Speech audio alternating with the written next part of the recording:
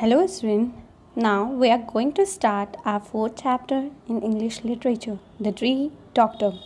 Before going to the chapter, as we know, the trees are very essential for human being. In other words, we can say without trees, a human cannot survive.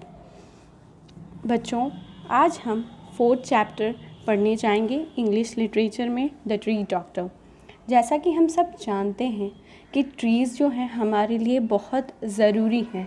दूसरे शब्दों में हम ये कह सकते हैं कि बिना ट्रीज़ के हम सर्वाइव नहीं कर सकते। वो हमें एक ऐसा एनवायरनमेंट देती है जिसमें हम अपनी लिवलीहुड को आराम से चला सकते हैं और हम सर्वाइव कर सकते हैं। तो हमारी भी कुछ रिस्पॉन्सिबिलिटी, कुछ मोरल रिस्पॉन्सिबिलिटी बनती है इन ट्रीज़ को वैसा इन्वायरमेंट देने का उन जिसमें वो सर्वाइव कर सके, इन ट्रीज़ को प्रोटेक्ट करने का। Now we are going to our chapter.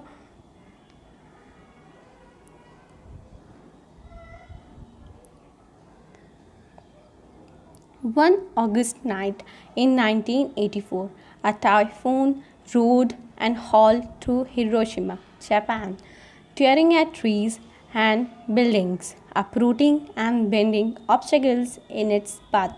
Suddenly, a loud crack resounded through the air, braving the wind and rain. People ran from their homes to see what had happened. A great Chinese nettle tree lay upon the ground, split 4 meters above the root.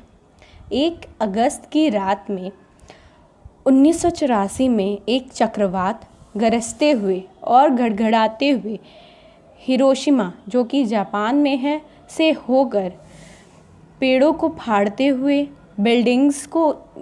और buildings को फाड़ते हुए, हटाते हुए और सारी चीज़ें जो भी उसके रास्ते में बाधा उत्पन्न करती थी उन सारी चीज़ों को मोड़ के, हटाते हुए, उखाड़ते हुए अपने रास्ते पे बढ़ रही थी। अचानक से एक ज़ोर की आवाज़ क्रैक आई, पूरी हवा में गूंजने लगी। लोग अपने घरों से निकलकर बाहर आए ये देखने के लिए कि क्या हुआ है। एक बहुत ही विशाल चाइनीज़ नेटल ट्री ज़मीन पर पड़ी हुई थी, अपने जड़ों से 4 मीटर ऊपर टूट करके। This was no ordinary tree. Many years before, it had survived an even greater disaster. Hiroshima was the site of the very first atomic bomb attack, and in the searing blast, half of the tree's trunk was burned black. The tree began to wither and die, but children from Motomachi Elementary School nursed it back to the life, willing to survive as a living witness to the bomb. लेकिन ये कोई साधारण पेड़ नहीं था। बहुत साल पहले वो इससे भी बड़ी दुर्घटना से, इससे भी बड़ी डिज़ास्टर से होकर इससे भी बड़े डिज़ास्टर से होते हुए खुद को सरवाइव किए हुआ था, खुद को बचाए रखा था। हिरोशिमा वो पहली जगह थी जहाँ पे सबसे पहला एटॉमिक बम अटैक हुआ था। और ये जो पेड़ का जो तना था वो आधा जलकर पूरा काला हो चुका था। जो पेड़ था वो अब मुरझाने लगा था, मरने लगा था। लेकिन जो मोटोमाची एलिमेंट्री स्कूल के बच्चे थे उन्होंने इसकी देखभाल की और इसे वापस से ज़िंदगी में लाए। और ये पेड़ ये देखते हुए मजबूती से खड़ा था कि ये क्या है, एक विटनेस है, एक जीता जाता सबूत है एटॉमिक बॉम्ब अटैक का।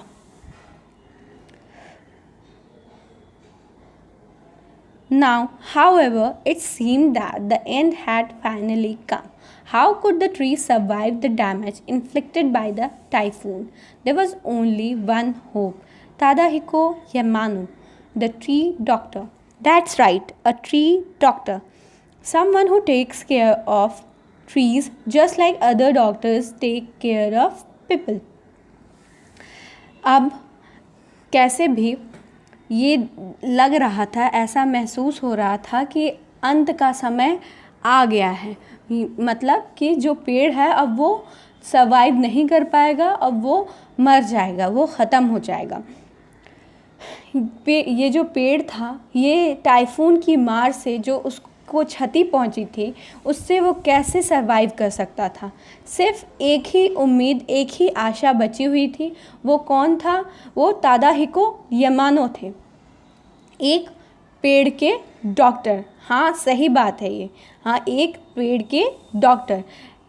वो इंसान, वो जो पेड़ों की देखभाल करता है, जैसे कि दूसरे डॉक्टर्स लोगों की देखभाल करते हैं।